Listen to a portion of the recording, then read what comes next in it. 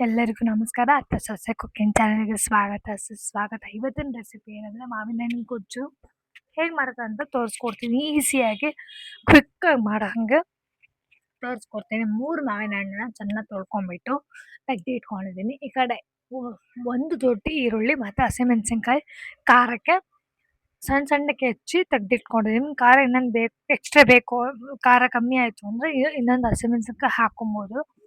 ಹಾಕ್ಕೊಂಡು ಹೆಚ್ಚಿಟ್ಕೊಂಡಿದ್ದೀನಿ. ಈ ಕಡೆ ಮಾವಿನ ಹಣ್ಣನ್ನ ಚೆನ್ನಾಗಿ ತೊಳ್ಕೊಂಬಿಟ್ಟು ಮತ್ತೆ ಹೆಚ್ಕೊಳ್ಬೇಕು.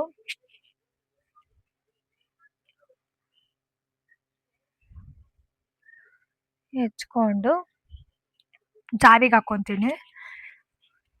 ಜಾರಿಗೆ ಹಾಕೊ ಸಿಪ್ಪೆ ಸಮೇತ ಹಾಕ್ಕೊಂಡಿದ್ದೀವಿ. ಆಮೇಲೆ ಸೋಸ್ಕೊಂತೀವಲ್ವಾ, ಆ ಸಿಪ್ಪೆ ಹೋಗುತ್ತೆ. ಹಣ್ಣು ಮಾತ್ರ ಇದಾಗುತ್ತೆ. ಅದೊಂದು ಪಾತ್ರೆ ಸರ್ವ್ ಮಾಡ್ಕೊಬೇಕು.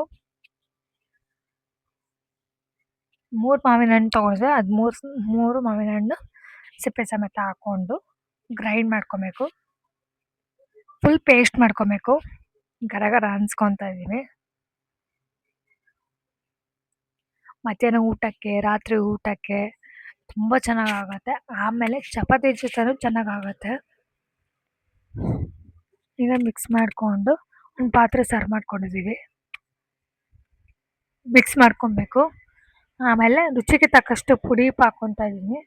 ಆಮೇಲೆ ಮಿಕ್ಸ್ ಮಾಡ್ಕೊಂಡಾದ್ಮೇಲೆ ಈರುಳ್ಳಿ, ಹಸಿಮೆಣಸಿನ್ಕಾಯಿ ಹೆಚ್ಚಿಟ್ಕೊಂಡಿರೋದು ಅದು ಹಾಕ್ಕೊಂಡು ಮತ್ತೆ ಮಿಕ್ಸ್ ಮಾಡ್ಕೊಳ್ಬೇಕು. ಕೊತ್ತಂಬರಿ ಸೊಪ್ಪಿದ್ರೆ ಕೊತ್ತಂಬರಿ ಸೊಪ್ಪು ಹಾಕ್ಕೊಬೋದು. ಆಮೇಲೆ ಬಿಸಿ ಅನ್ನದ ಜೊತೆ ಈ ಕೊಬ್ಬರಿ ಎಣ್ಣೆ ಗೊಜ್ಜು ಹಾಕ್ಕೊಂಡು ತಿಂತಾಯಿದ್ರೆ ಮಸ್ತ್ ಇರುತ್ತೆ. ರೆಡಿ ಆಯಿತು ಮಾವಿನ ಹಣ್ಣಿನ ಗೊಜ್ಜು. ಇದಕ್ಕೆ ಒಗ್ಗರಣೆ ಬೇಕಾದ್ರೆ ಹಾಕ್ಕೊಬೋದು, ಇಲ್ಲಾಂದರೆ ಇಲ್ಲ. Thank you for watching. Subscribe my channel.